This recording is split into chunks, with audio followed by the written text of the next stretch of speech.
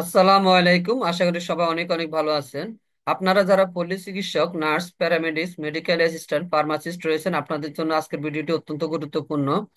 কারণ হলো, আজকের ভিডিওতে আমি একটি পিডিএফ ফাইল আলোচনা করব, যে পিডিএফ ফাইলটিতে বাচ্চাদের 15টি কমন ওষুধের ডোজ এবং 20টি কমন রোগের কারণ, লক্ষণ, চিকিৎসা সম্পর্কে প্রাথমিক ধারণা দেওয়া হয়েছে। আর এতে বিভিন্ন বিশেষজ্ঞ ডাক্তার, বিশেষ করে শিশু বিশেষজ্ঞ ডাক্তার আহমেদ নাজমুল আনামের পরামর্শগুলো সংযুক্ত করা হয়েছে। তাই ওনার প্রতি বিশেষ কৃতজ্ঞতা ও ধন্যবাদ জানাই।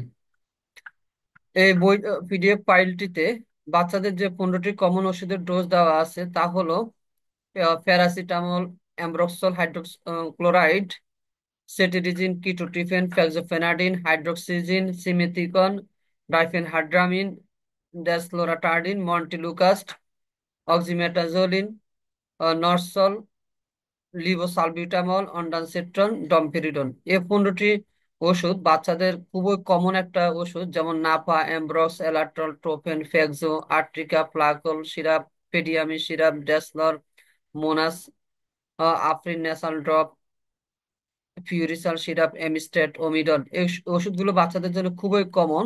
তো এগুলোর ডোজ জানা খুবই গুরুত্বপূর্ণ।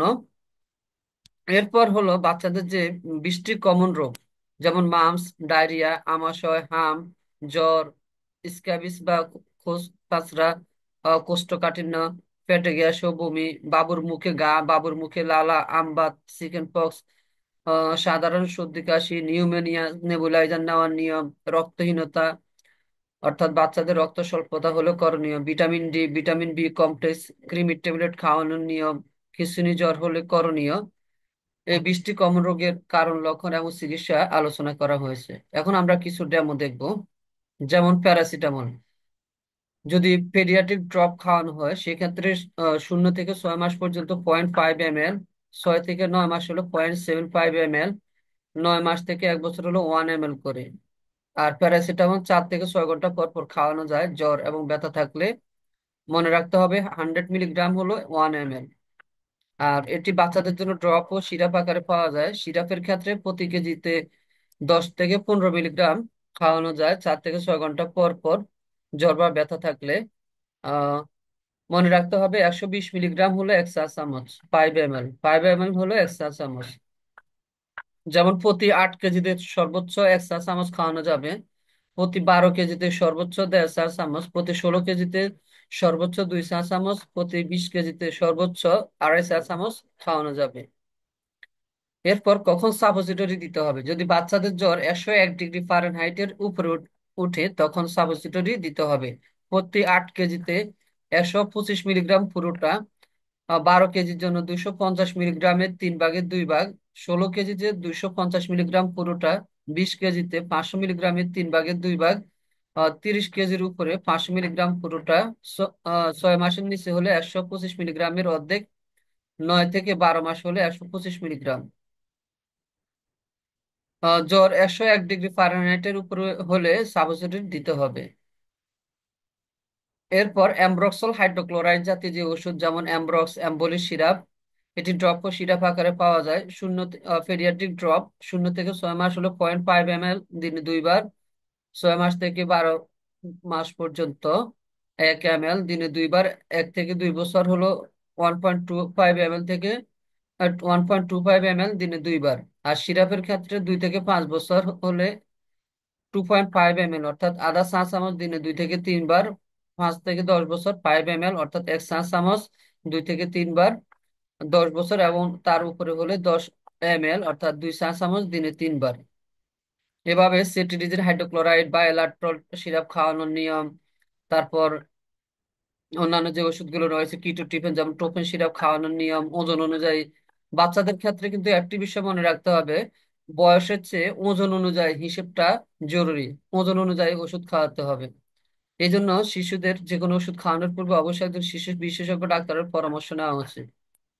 এরপর হাইড্রোক্সিজিন হাইড্রোক্লোরাইড জাতীয় যে ওষুধ আছে, যেমন আর্ট্রিকা বা জাইরিল, এটা আহ, বয়স অনুযায়ী কতটুকু খাওয়াতে হবে। এরপর সিমিথিগন, যেমন বাচ্চাদের অনেক সময় পেট ব্যথা হয়, পেট ব্যথার জন্য পেটে গ্যাস জমে পেট ব্যথা হয়, সেক্ষেত্রে প্লাকন সিরাপটা খুবই ভালো কাজ করে। বয়স 3 থেকে 6 মাস হলে 0.3 ml, দিনে 4 বার খাওয়াতে হয়। 6 মাস থেকে 9 মাস 0.75 ml দিনে 4 বার, 9 মাস থেকে 1 বছর 1 ml দিনে 4 বার। এভাবে প্রত্যেকটি কমন ওষুধগুলার ডোজ দেওয়া আছে বাচ্চাদের ক্ষেত্রে। এক্ষেত্রে বাচ্চাদের আরেকটি বিষয় যদি আমরা দেখি, সেটা হলো মন্টিলুকাস্ট, মোনাস, এরপর হলো নাকের ড্রপ ন্যাসাল। যখন বাচ্চাদের নাক বন্ধ থাকে তখন আহ, আফরিন ন্যাসাল ড্রপটি ব্যবহার করা হয়ে থাকে, 1 ফোঁটা করে দিনে 3 বার। এভাবে প্রত্যেকটা ওষুধের ডোজ দেওয়া আছে। আর এখন আরেকটা বিষয় আমরা দেখি, সেটা হলো বাচ্চাদের অনেক সময় বমি হয়। যদি বমি হয় সেক্ষেত্রে আরেকটি ওষুধ খাওয়ানো, সেক্ষেত্রে অনডানসেন্ট্রল জাতীয় যে ওষুধগুলো, এগুলো বমি বেশি হলে খাওয়ানো হয়, যেমন এমিস্টার সিরাপ। প্রতি 5 মিলিতে 1 চা চামচ রয়েছে। এখানে ওজন অনুযায়ী, বয়স অনুযায়ী ডোজ দেওয়া আছে। আবার ডমপেরিডন জাতীয় ওষুধগুলো পেটে গ্যাস হলে, বমি হলে খাওয়াতে হয়, যেমন ওমিডন সিরাপ, এটার ডোজ এখানে দেওয়া আছে। এরপর হলো বাচ্চাদের যে মামস, মামস হলে করণীয় কি, মামস কেন হয়, মামসের লক্ষণগুলো কি কি হয়, মামসের চিকিৎসা কি, সেটি দেওয়া আছে। পাতলা পায়খানা, ডায়রিয়া হলে করণীয় কি, সেটা দিতে হবে। যেমন বাচ্চাদের ক্ষেত্রে যদি পাতলা পায়খানা, ডায়রিয়া হয়, কখন ডায়রিয়া হলে বোঝার উপায় কি, যদি দিনে 3 বারের বেশি পাতলা পায়খানা হয় তাহলে বুঝতে হবে ডায়রিয়া হয়েছে। আর ডায়রিয়া হলে কখনোই বুকের দুধ বন্ধ করা যাবে না, বুকের দুধ চলবে। আর প্রতিবার পাতলা পায়খানার পর ওরসালাইন খাওয়াতে হবে। 1 থেকে 2 বছরের জন্য 10 থেকে 20 চা চামচ ওরসালাইন, আর 2 থেকে 6 বছরের জন্য 20 থেকে 40 চা চামচ। আর ঘরোয়া যে খাবারগুলো আছে, নরম খিচুড়ি, কাঁচা কলা, আলু, মুরগির মাংস, ডাবের পানি, সিরার পানি, এগুলো খাওয়াতে হবে। তবে আরেকটি বিষয় আমি আবারও বলতেছি, কোনোভাবে বুকের দুধ বন্ধ করা যাবে না। আর আমাশয় ও পাতলা পায়খানা হলে সেক্ষেত্রে জিঙ্ক সিরাপ খাওয়ানো যেতে পারে, আহ 1 চামচ করে দিনে 2 বার। 6 মাসের নিচে হলে আধা চা চামচ করে 2 বার, 6 মাসের উপরে হলে 1 চা চামচ করে দিনে 2 বার, 14 দিন। আর কখন ডাক্তারের কাছে নিতে হবে, এটা খুবই গুরুত্বপূর্ণ বিষয়। যদি ডায়রিয়ার সাথে বাচ্চার প্রস্রাব কমে যায়, 6 থেকে 8 ঘন্টায় একবার প্রস্রাব না হয়, শিশু নিস্তেজ ও দুর্বল হয়ে পড়ে, চোখ বসে যায়, বুকে দুধ খেতে টেনে খেতে না পারে, বারবার বমি হলে, তখন তো অতি দ্রুত ডাক্তারের কাছে নিতে হবে। শিশুর আমাশয় হলে করণীয় কি, আমাশয়ের লক্ষণগুলো কি কি, এরপর আহ আমাশয় কিভাবে প্রতিরোধ করা যায়, আর আমাশয়ের যে চিকিৎসা সেটা এখানে দেওয়া আছে। যেমন আমাশয় হলে জিঙ্ক সিরাপটি ব্যবহার করা যেতে পারে, এরপর জগ সিরাপ এটি আহ, ব্যবহার করা যেতে পারে। আর অবশ্যই ওরসালাইন খাওয়াতে হবে। এরপর বাচ্চাদের হাম, হাম কেন হয়, কখন হামের টিকা দিতে হয়, হামের লক্ষণগুলো কি কি ইত্যাদি গুরুত্বপূর্ণ বিষয় দেওয়া আছে। বাচ্চাদের প্যারাসিটামল ড্রপ এবং সিরাপ, বাচ্চাদের সর্দি জ্বরের করণীয়, কখন হসপিটালে নিয়ে যেতে হবে। তারপর হলো সর্দি জ্বরের যে চিকিৎসা, যেমন সাধারণ অবস্থায় প্যারাসিটামল জাতীয় ওষুধ খাওয়াতে হবে, আর অ্যান্টিহিস্টামিন জাতীয় ওষুধ যেমন অ্যালাটল সিরাপ বা প্যাকজো সিরাপ খাওয়াতে হবে। বাচ্চাদের চুলকানি বা স্ক্যাবিস খুবই কমন একটা বিষয়। এক্ষেত্রে করণীয় কি, স্ক্যাবিসের লক্ষণগুলো কি কি, কিভাবে রোগ শনাক্ত করা যায় ইত্যাদি দেওয়া আছে। আর চিকিৎসার ক্ষেত্রে সবচেয়ে বেশি কমন যে ওষুধটি ব্যবহার করা হয় সেটা হলো লরিস ক্রিম, পারমেথ্রিন 5% ক্রিম। এটি গলা থেকে পা পর্যন্ত 12 ঘন্টা লাগে রাখতে হবে, 7 দিন পর আবার দিতে হবে।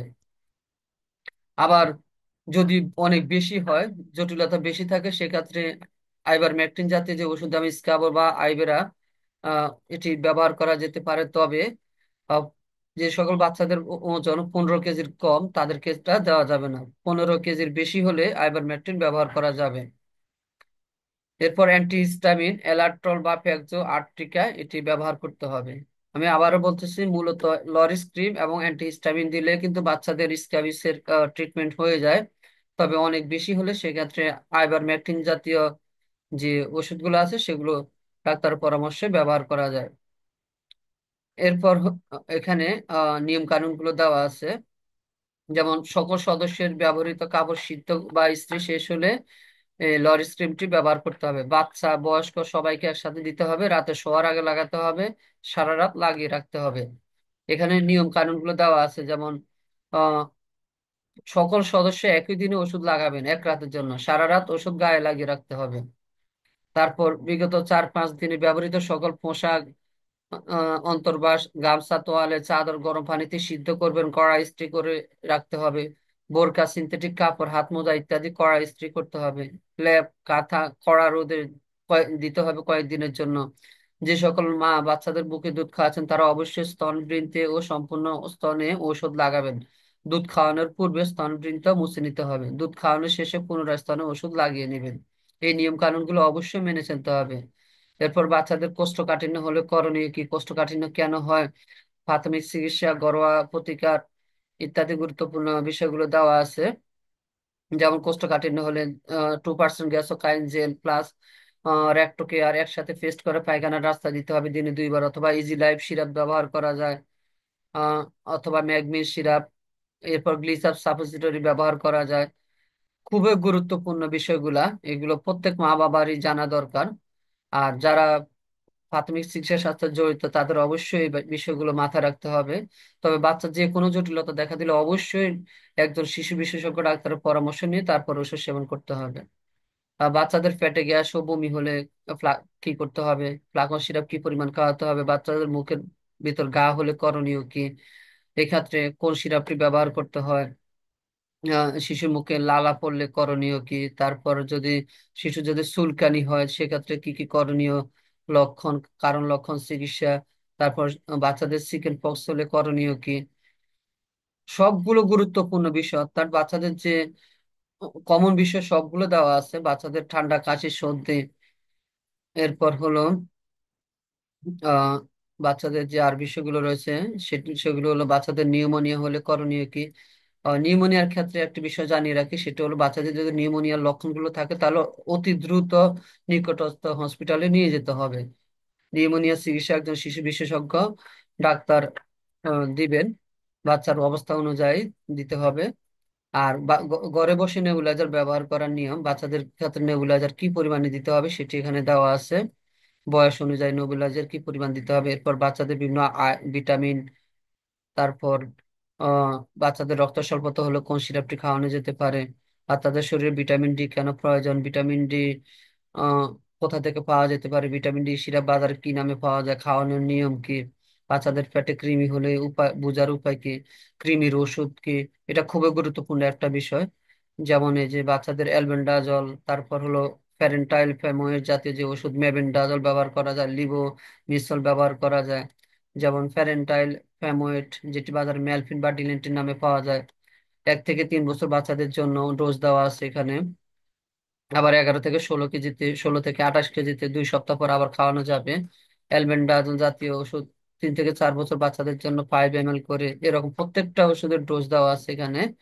আহ এরপর যেটা হলো মেবেন্ডাজল সোলার সিরাপ, যেটা 3 থেকে 4 বছর কি পরিমাণে দিতে হবে, অর্থাৎ 10 ml করে 2 চা চামচ দিনে 2 বার, এভাবে 3 দিন। মনে রাখতে হবে 5 ml হলো 1 চা চামচ। তো এইভাবে প্রত্যেকটা কমন রোগের কারণ, লক্ষণ, চিকিৎসা ইত্যাদি বিস্তারিত বর্ণনা করা হয়েছে। বাচ্চাদের খিঁচুনি হলে করণীয় কি, এটা একটা গুরুত্বপূর্ণ বিষয়। বাচ্চাদের যদি খিঁচুনি জ্বর হয় তাহলে এই এই জ্বরটি সাধারণত বাচ্চাদের 5 মাস থেকে 5 বছর পর্যন্ত বয়সে বেশি হয়ে থাকে। এটিকে বলা হয় ফেব্রিল কনভালশন। এক্ষেত্রে বাচ্চাদের সবচেয়ে কমন ওষুধ হলো প্যারাসিটামল সিরাপ। আর খিঁচুনির জন্য অবশ্যই ডায়াজিপাম জাতীয় ওষুধগুলো সাথে রাখতে হবে, যেমন সেরিল, ইয়াসিয়াম ট্যাবলেট। এগুলো বাচ্চাদের জরুরি মুহূর্তে ব্যবহার করতে হবে, কারণ অনেক সময় ডাক্তারের কাছে নিয়ে যাওয়ার আগে বাচ্চার অবস্থা কিন্তু ভয়ঙ্কর হতে পারে। সেজন্য আপনারা ডাক্তারের পরামর্শ নিয়ে আগে এই ওষুধগুলো সংগ্রহে রাখতে পারেন। যেমন সেরিল ট্যাবলেট 10 কেজিতে অর্ধেক করে দিতে হবে দিনে 2 বার, আর 20 কেজিতে একটা করে দিনে 2 বার, পরপর 3 দিন। যদি বাচ্চাদের খিঁচুনি হয়, জ্বরের সাথে খিঁচুনি হয়, তখন এই ওষুধটি ব্যবহার করা হয়। আর ইয়াসিয়াম সাপোজিটরিও ব্যবহার করা হয় 1 বছরের কম অর্ধেক, আর 1 বছর পর হলে একটা করে দিতে হবে। এটা খুবই গুরুত্বপূর্ণ একটা বিষয়। তো ভিউয়ার্স, আজকে এতটুকুই। উম, আহ, ভালো লাগলে অবশ্যই লাইক, কমেন্ট এবং শেয়ার করবেন। আর আপনারা যারা এই পিডিএফ ফাইলটি সংগ্রহ করতে চান তারা আমাদের ফেসবুক পেজে ইনবক্স করুন। সবাই ভালো থাকবেন, সুস্থ থাকবেন। আল্লাহ হাফেজ।